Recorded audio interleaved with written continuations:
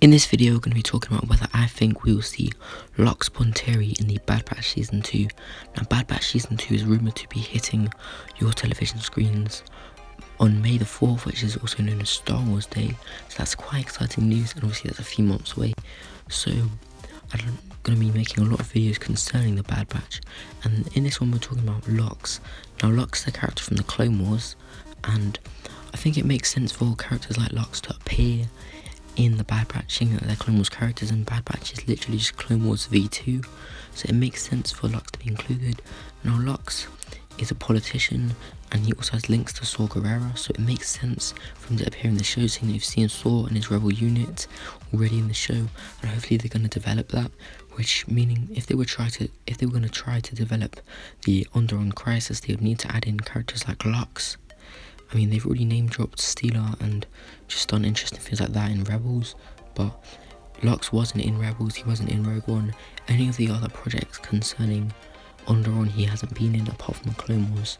So we need visual confirmation of this character, and we need an end to his story, because many Clone Wars characters, Lux and many others, I find a problem with them. And the thing is that they have a great beginning to the story, but obviously because Clone Wars was cancelled, then revived, then cancelled, then revived, it just means that none of these characters are final chapters.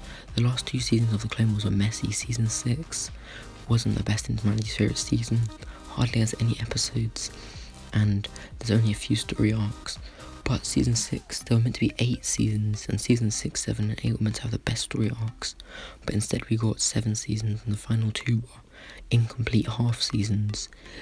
Key story arcs like the Dark Disciple arc was scrapped, and characters like Gregor, Lux, Wolfie just vanished. But we've got to see Wolfie and Gregor in other projects, so it makes sense to see Lux.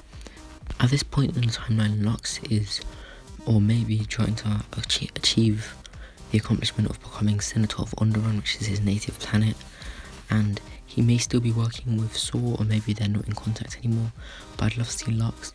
And if we see Ahsoka, then it'd be interesting to see Ahsoka and Lux meeting, because their scenes were very interesting, to say the least, and their interactions were interesting on Ahsoka's perspective of the Jedi.